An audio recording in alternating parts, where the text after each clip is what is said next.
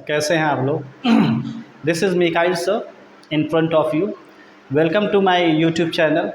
इस समय हम पढ़ रहे हैं वर्ब, और इसके पहले भी मैंने बहुत सारे वीडियोस अपलोड कर दिए हैं, जैसे नरेशन है, सिंथेसिस है, transformation, active passive, article, noun, adjective, pronoun. बहुत सारे वीडियोस मैंने अपलोड कर दिए हैं। अगर आपने नहीं देखा तो आप हमारे चैनल के प्लेलिस्ट में जा कर के उन वीडियोस को देख सकते हैं और अपने नॉलेज को बढ़ा सकते हैं, और जिस भी एग्ज़ाम की तैयारी कर रहे हैं उसको एक बेहतर अंजाम तक पहुंचा सकते हैं। क्योंकि मैंने जितने भी वीडियोस डाले हैं वो बहुत ही सीक्वेंस में और पार्ट वाइज पढ़े हुए हैं। आप कंफ्यूज नहीं होंगे, कोई चैप्टर इधर से उधर नहीं है, सब सीक्वेंस में अच्छे से पढ़े हुए हैं। जैसा कि आपको पता है कि वर्ब हमारा चैप्टर काफ़ी दिन से चल रहा है, और आज रूल्स एंड रेगुलेशन का लास्ट ये चैप्टर होगा। इसके अलावा अभी हम एक दो वीडियो शायद प्रैक्टिस सेट के डालेंगे, लेकिन रूल्स और रेगुलेशन जितने भी हैं आज ख़त्म हो जाएंगे इंशाल्लाह। तो उसमें वर्ब में हमने पढ़ा था transitive verb, intransitive verb, linking verb and auxiliary verb. ये सारी चीज़ें जितने भी टॉपिक वाइज जितनी भी चीज़ों की ज़रूरत थी मैंने सारे वीडियोस बना दिए हैं। शायद 22 या 23 वीडियो बन चुके हैं, ये शायद 23वां वीडियो है। तो हमारे जो रूल्स चल रहे थे, तो आज जो हमको पढ़ना है, अगर सेंटेंस हमारा कंडीशनल है, if our sentence is conditional, अगर सेंटेंस हमारा कंडीशनल है तो कंडीशनल में क्या होगा, जिसमें कंडीशन होगी, जिसमें शर्त होगी, उसको बनाना है प्रेजेंट टेंस में, और जिसमें रिजल्ट होगा उसको बनाना है फ्यूचर टेंस में। या अकॉर्डिंग टू सेंस, ये किसी भी सेंस में जा सकता है, मॉडल्स के किसी भी सेंस में जा सकता है, लेकिन आगे वाला जो टेंस है वो प्रेजेंट टेंस में रहेगा अगर सेंटेंस हमारा कंडीशनल है। कंडीशन का मतलब शर्त, जिस सेंटेंस में शर्त होता है कि अगर आप ऐसा करेंगे तो ऐसा होगा, अगर आप ऐसा करेंगे तो ऐसा होगा। जिस सेंटेंस में कंडीशन है उन सेंटेंसेस को इसी तरीके से बनाते हैं सेंटेंस। अगर हमारा सेंटेंस इफ़ या व्हेन से स्टार्ट है तो पहले वाले जिसमें शर्त है उसको बनाना है प्रेजेंट टेंस में, और जिसमें रिजल्ट है उसको मॉडल्स के किसी भी सेंस में बनाना। वैसे ज़्यादातर 80% सेंटेंस जो हमारा वो फ्यूचर इंडेफिनिट में बनता है, लेकिन वो सेंस के अनुसार किसी भी टेंस में हो सकता है। जैसे सेंटेंस नंबर 1, अगर तुम मेरे पास आओगे तो मैं तुम्हारी सहायता करूँगा, डबल गा है। अगर तुम मेरे पास आओगे, if you come to me, अगर तुम मेरे पास आओगे तो के लिए कामा लगाना है, मैं तुम्हारी मदद करूँगा, आई शैल हेल्प यू, तो मैं तुम्हारी मदद करूँगा। तो जिसमें कंडीशन रहेगी उसको बनाना है प्रेजेंट टेंस में, और जिसमें रिजल्ट रहेगा उसको बनाना है फ्यूचर टेंस में। ये ध्यान रखना है कि इसमें डबल गा आता है। अगर तुम मेरी मदद करोगे तो मैं तुम्हारी सहायता करूँ, अगर तुम मेरे पास आओगे तो मैं तुम्हारी सहायता करूँगा, तो ये गा हो गया, 2 बार हो गया। देखने में तो लगते हैं दोनों टेंसेस फ्यूचर इंडेफिनिट में हैं, लेकिन नहीं। एक सेंटेंस में अगर कंडीशन है तो आगे वाला सेंटेंस जिसमें कंडीशन उसको बनाना है प्रेजेंट इंडेफिनिट में, और जिसमें रिजल्ट है, परिणाम है, उसको बनाना है फ्यूचर इंडेफिनिट में। ठीक है। अगर वो मेरे पास आता, if he comes to me, अगर वो मेरे पास आता तो मैं उसे 1000 रुपया देता, आई शैल गिव हिम 1000 रुपीज़। अगर वो मेरे पास आता तो मैं उसे 1000 रुपया देता, इस तरीके से। तो ये प्रेजेंट इंडेफिनिट में है, तो प्रेजेंट इंडेफिनिट में जब बनेगा तो प्रेजेंट इंडेफिनिट के रूल्स चलेंगे। अगर हमारा सब्जेक्ट बहुवचन है तो वर्ब की सिर्फ फर्स्ट फॉर्म लगाना है। अगर हमारा सब्जेक्ट अगर एक वचन है तो वर्ब की फर्स्ट फॉर्म में यस या यस लगाएंगे, जो आपके सामने है। ठीक है।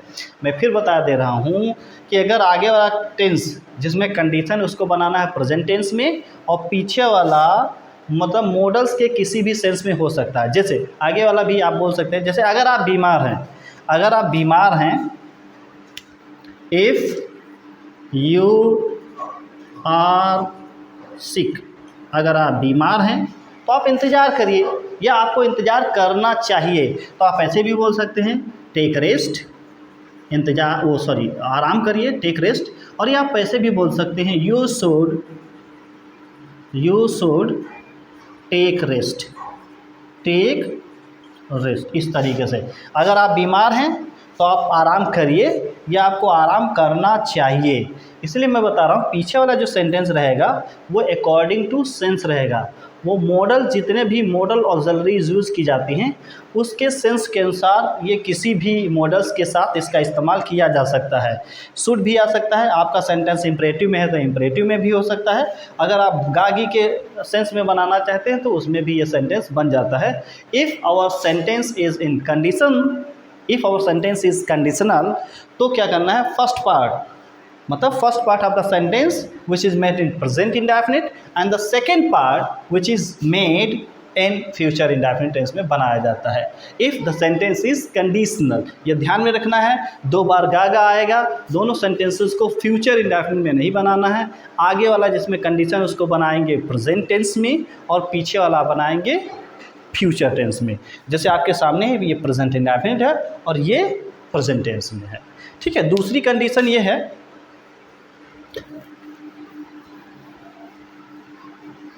वन से भी आप ऐसा ही सेंटेंस बना सकते हैं। आइए एक सेंटेंस व्हेन वाला भी बना लेते हैं। जैसे जब तुम आओगे तो मैं तुम्हारे साथ चलूँगा। When you come to me, जब तुम मेरे पास आओगे, आई शैल गो विद यू, तो मैं तुम्हारे साथ चलूँगी, इस तरीके से। तो वो चाहे इफ़ से बना हो और चाहे व्हेन से बना हो, तो के लिए हम क्या लगाते हैं, कॉमा लगाते हैं। दूसरा सेंटेंस है, अगर सेंटेंस हमारा इमेजिनेटिव है, जिसमें ख्याली पुलाव होता है, हाइपोथेटिकल सेंटेंस होता है, उसको किस तरीके से बनाते हैं।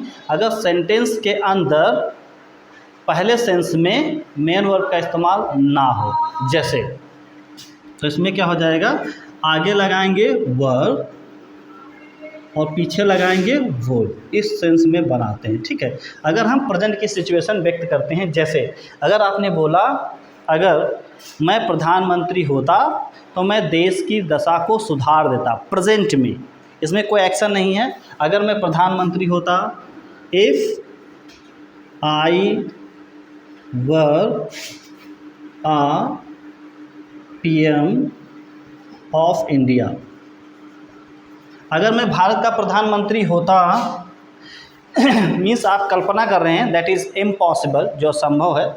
अगर मैं भारत का प्रधानमंत्री होता तो यहाँ पे क्या आएगा, ता, 2 बार आएगा ता। तो यहाँ पे ता की इंग्लिश वर ही लगाना है। एक वचन है, बहुवचन है, आपका सब्जेक्ट डजंट मैटर। आपको सभी कर्ताओं के साथ with all subject you have to use were, सबके साथ वर लगा। If I were a PM of India, अगर मैं भारत का प्रधानमंत्री होता तो मैं भारत की दशा को सुधार देता। I would improve the condition of India, the condition of India. अगर मैं भारत का प्रधानमंत्री होता तो मैं भारत की दशा को सुधार देता। तो आगे वर लगाना है और पीछे वुड लगाना है, और वुड के साथ वर्ब की हमेशा वर्ब की फर्स्ट फॉर्म का इस्तेमाल करना है। अगर आप प्रेजेंट की सिचुएशन बता रहे हैं, मतलब इस समय अगर आप सोचते कि मैं इस समय अगर मैं प्रधानमंत्री होता तो मैं भारत की दशा को सुधार सकता था। अगर प्रेजेंट की सिचुएशन बता रहे हैं तो वर लगाना है। अगर पास्ट की सिचुएशन बताना है तो हैड बीन लगाना है। जैसे अगर if he had been a teacher, अभी पास्ट की है। अगर वो टीचर रहा होता, इसका मतलब है if he had been a teacher, अगर वो टीचर रहा होता तो आपको अच्छी तरीके से पढ़ाया होता। तो क्या हो जाएगा, ही वुड हैव, अब पास्ट की सिचुएशन बताएंगे तो वुड हैव लगाएंगे, would have taught you well, taught you well। जैसे देखिए, ये प्रेजेंट की सिचुएशन बता रहा है और ये पास्ट की सिचुएशन बता रहा है। अगर मैं प्रधानमंत्री होता इस समय, राइट नाउ, अगर मैं इस समय प्रधानमंत्री होता तो मैं भारत की दशा को सुधार देता, तो आगे वर आएगा और पीछे वुड हैव आएगा। लेकिन अगर पास्ट की सिचुएशन है तो पीछे क्या आएगा, हैड बीन आएगा और फिर क्या आएगा, वुड हैव आएगा। इस तरीके से यूज़ करेंगे। वुड हैव आएगा तो प्लस वर्ब की थर्ड फॉर्म का इस्तेमाल किया जाएगा। ये पास्ट की सिचुएशन बताता है। अगर मैं ऐसा रहा होता तो, जैसे if he had been a teacher, अगर वो अध्यापक रहा होता उसके ज़माने में, तो he would have taught well, तो वो अच्छी तरीके से पढ़ाया होता। इस तरीके से सेंटेंसेस को बनाते हैं।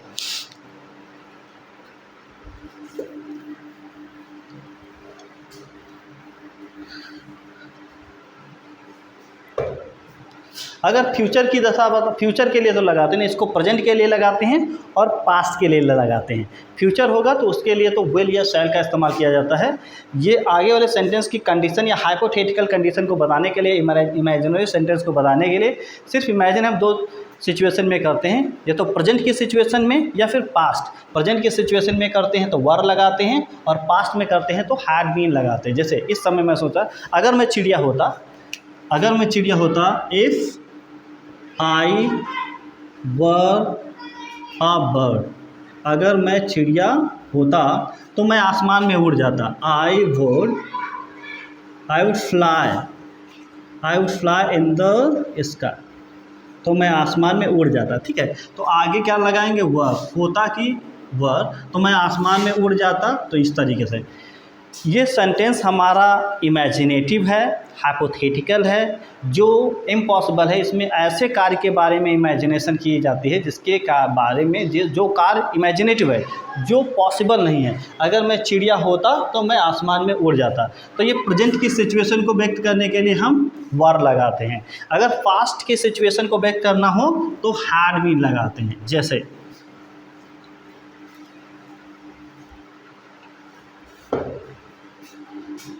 if you had been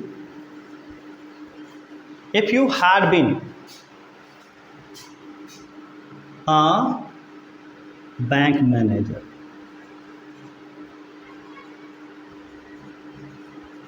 अब इसकी हिंदी क्या है, अगर आप बैंक मैनेजर रहे होते, या अगर मतलब पास्ट की सिचुएशन, इस समय नहीं, तो हो गया, जो कुछ होना था वो हो गया है, अब इस समय संभव नहीं, लेकिन आप सिर्फ ख्याल कर रहे हैं कि if you had been a bank manager, अगर आप बैंक मैनेजर रहे होते तो आप मेरी काफ़ी मदद किए होते।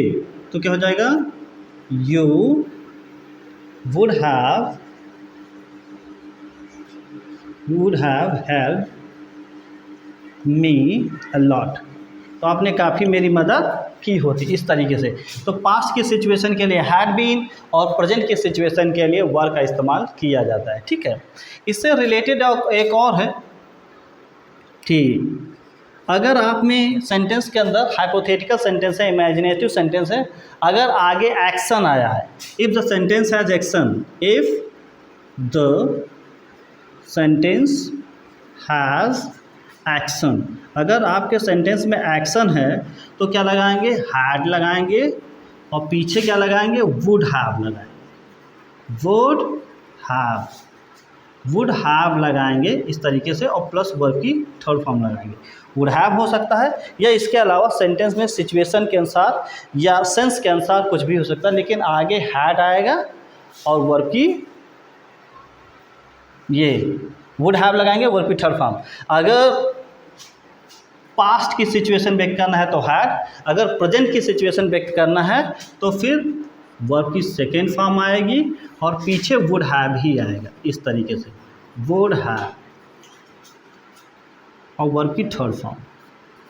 इस तरीके से अब क्या करना है कि जब भी आप हमारे पास पढ़ें, आप कॉपी कलम लेकर के बैठ जाएं और keep on writing, keep on noting, आप नोट करते रहें, लिखते रहें, ताकि आप भूलें ना दोबारा। ठीक है, अगर आपको ज़रूरत पड़ती है तो आप दोबारा नोट्स को देख लें और आपकी तैयारी हो जाए। ठीक है, अगर पास्ट की एक्शन है तो हैड लगाएंगे, पीछे वुड हैव लगाएंगे।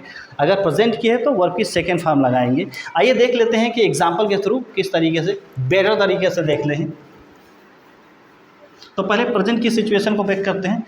अगर आप वर्तमान में किसी भी चीज़ के बारे में, हाइपोथेटिकल सेंटेंस है आपका, इमेजिनेशन कर रहे हैं, वर्तमान में सोच रहे हैं कि अगर आपने ऐसा किया होता तो ऐसा हो गया होता, जो कि अब संभव नहीं है, तो कैसे यूज़ करते हैं। जैसे अगर आप इस समय अगर आप आए होते तो मैं आपकी मदद करता। अगर आप आए होते, इफ़ यू केम हेयर, अगर आप यहाँ पे आए होते, I would have help you, अगर आप आए होते तो मैं आपकी मदद करता। तो ये केम जब लगाएंगे, ये भले आपको पास्ट टेंस लगता हो, आपको देखने में पास्ट टेंस लग सकता है क्योंकि इसमें वर्ब की सेकंड फॉर्म को इस्तेमाल किया गया, लेकिन नहीं, वर्तमान की सिचुएशन को व्यक्त करने के लिए हाइपोथेटिकल सेंटेंसेस में वर्ब की सेकंड फॉर्म का इस्तेमाल किया जाता है। तो ये प्रेजेंट की सिचुएशन है, ठीक है। और पीछे क्या लगाएंगे, वुड हैव लगाएंगे और प्लस वी3 लगाएंगे।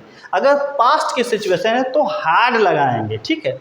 अगर आप आए होते, कुछ समय पहले की बात है, तब क्या लगाएंगे, अगर आप आए होते, if you had come here, अगर आप आए होते। ये प्रेजेंट की सिचुएशन इस समय, अगर आप इस समय आए होते तो मैं आपकी मदद करता, लेकिन आप नहीं आए। और ये है पास्ट की, मतलब कुछ दिन पहले, if you had come here, अगर आप कुछ दिन पहले आए होते तो मैं आपकी मदद करता। आई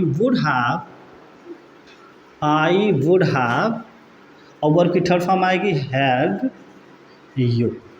ये सेंटेंस पैसिव वॉइस में भी हो सकते हैं, एक्टिव वॉइस में हो सकते हैं, वुड हैव बीन के साथ भी हो सकते हैं, कैसा भी सेंटेंस हो जाते हैं। जैसे अगर आप मेरे साथ शादी में चले होते तो आप भी रसगुल्ला खा रहे होते। जैसे if you had attended a marriage party, अगर आप मैरिज पार्टी को अटेंड किए होते तो आप भी रसगुल्ला खा रहे होते। तो क्या हो जाएगा, यू वुड हैव बीन, क्योंकि ये कंटिन्यूअस में हो गया। You would have been enjoying या you would have been eating rasgulla,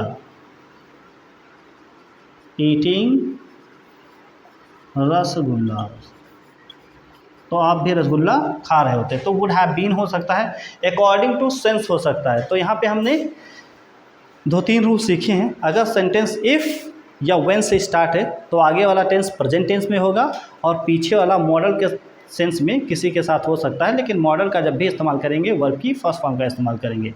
दूसरा वाला सीखा है कि ऐसे सेंटेंस जिसमें वर आए और हैड बीन आए, या जिसमें एक्शन ना हो तो पीछे वुड हैव से बनाते हैं, ठीक है। और प्रेजेंट का रहेगा तो सिर्फ वुड से बनाते हैं, वर्ब फर्स्ट फॉर्म का इस्तेमाल करते हैं। और पास्ट का रहेगा तो हैड बीन लगाएंगे प्लस वुड हैव बीन का इस्तेमाल करते हैं, इस तरीके से। और जिसमें कार्य दिया एक्शन है, तो अगर प्रेजेंट का एक्शन है तो वर्ब की सेकेंड फॉर्म लगाएंगे और पीछे वुड हैव का इस्तेमाल करेंगे। अगर पास्ट है तो वहाँ पे हैड लगाएंगे प्लस वर्ब की थर्ड फॉर्म और पीछे वुड हैव लगाएंगे प्लस वर्ब की थर्ड फॉर्म। अगर पीछे वाला सेंटेंस कंटिन्यूअस में है तो वुड हैव बीन का लगाएंगे और वर्ब की आईएनजी फॉर्म का इस्तेमाल करेंगे। इस तरीके से हम लोग इस्तेमाल करते हैं। आइए देख लेते हैं कुछ और रूल्स और क्या है।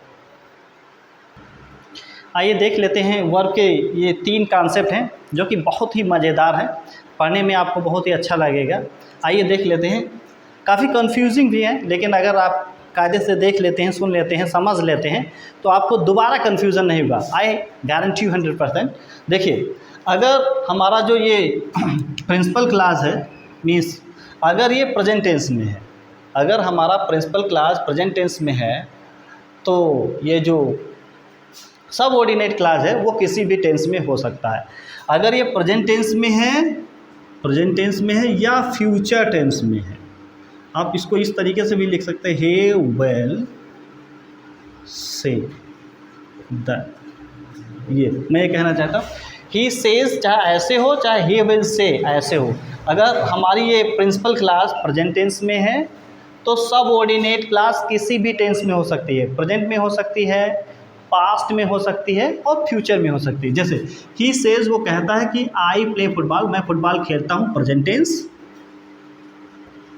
मैं फुटबॉल खेला, पास्ट टेंस। और मैं फुटबॉल खेलूँगा, फ्यूचर टेंस। ये अगर फिर से अगर प्रिंसिपल क्लास हमारी प्रेजेंट टेंस में है या फ्यूचर टेंस में है तो जो सबऑर्डिनेट क्लास है बाबू वो किसी भी टेंस में हो सकता है, किसी भी। वो प्रेजेंट टेंस में हो सकता है, पास्ट टेंस में हो सकती है और फ्यूचर टेंस में हो सकती है, वो किसी भी टेंस में हो सकती है। Present tense, past tense and future tense, वो किसी भी टेंस में हो सकती है। कंडीशन नंबर 2, अगर हमारी प्रिंसिपल क्लास पास्ट टेंस में है तो सबऑर्डिनेट क्लास पास्ट ही टेंस में होगा। अगर ये पास्ट टेंस में है तो सबऑर्डिनेट क्लास हमारी पास्ट ही टेंस में होगी, ये ध्यान में रखिए। He said that I played football, मैंने फुटबॉल खेला, ये पास्ट टेंस में रहेगी। आई हैड प्लेड फुटबॉल, ये भी पास्ट टेंस में है। आई वुड प्ले फुटबॉल, तो ये विल का पास्ट बनाया, ये पास्ट टेंस में है, ठीक है। अगर प्रिंसिपल क्लास पास्ट टेंस में है तो सबऑर्डिनेट क्लास भी पास्ट टेंस में बनेगा। शायद वो हिंदी में देखने में प्रेजेंट लगे, लेकिन आपको उसको पास्ट टेंस में बनाना पड़ेगा। जैसे उसने मुझसे कहा कि मैं पास हो गया हूँ, तो ही सेड टू मी या he told me that I had passed, तो आपको क्या करना रहेगा, जो सबऑर्डिनेट क्लास है वो पास्ट टेंस में बनाना रहेगा। If our principal clause is in past tense, अगर प्रिंसिपल क्लास पास्ट टेंस में है तो सबऑर्डिनेट क्लास पास्ट ही टेंस में रहेगा। Rule number 2।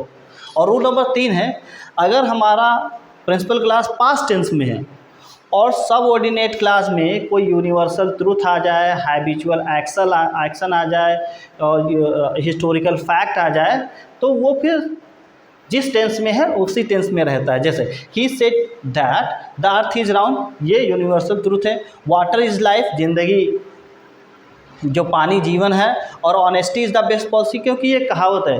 अगर कोई कहावत है मीन्स प्रोवर्ब है, कोई हैबिचुअल एक्शन है, डबल पास्ट है, हिस्टोरिकल फैक्ट है, तो वो जिस टेंस में होता है उसी टेंस में रहता है। एक बार फिर से मैं बता दे रहा हूँ, आप देखिए कि आपके सामने देयर आर 3 रूल्स है, so please keep in mind और ट्राई करिए, कोशिश करिए समझने की। इधर उधर देखेंगे, मोबाइल पे मन लगाएंगे तो आपको समझ में नहीं आएगा है। यू हैव जस्ट फोकस, आपको सिर्फ फोकस करना इसी पे, तभी आपको समझ पाएंगे, ठीक है। अगर हमारा प्रिंसिपल क्लास प्रेजेंट टेंस में है या फ्यूचर टेंस में है तो सबऑर्डिनेट क्लास किसी भी टेंस में हो सकता है, प्रेजेंट टेंस में हो सकता है, पास्ट टेंस में हो सकता है और फ्यूचर टेंस में हो सकता है। अगर हमारा प्रिंसिपल क्लास पास्ट टेंस में है तो हमारा सबऑर्डिनेट क्लास भी पास्ट ही टेंस में होगा। लेकिन तीसरा ये है, अगर हमारा सबऑर्डिनेट क्लास पास्ट टेंस में है और पीछे यूनिवर्सल ट्रूथ है, हैबिचुअल एक्शन है, हिस्टोरिकल फैक्ट है, तो वो जो जिस टेंस में है उसी टेंस में बनाते हैं। आई होप आप समझ गए होंगे। If there is any confusion so please watch this video again, आप उसको दोबारा देख सकते हैं, ठीक है। वर्ब का अगला हमारा रूल क्या है, आइए देखते हैं। आइए देखते हैं, हमारे पास 2 स्ट्रक्चर है हमारे पास। If the sentence has purpose, अगर सेंटेंस में पर्पस आया है, पर्पस उद्देश्य आया है, तो उसको किस तरीके से बनाते हैं। जैसे उद्देश्य को व्यक्त करने के लिए जो हमारा कंजक्शन होता है वो सो दैट या इन ऑर्डर दैट का इस्तेमाल किया जाता है, ठीक है।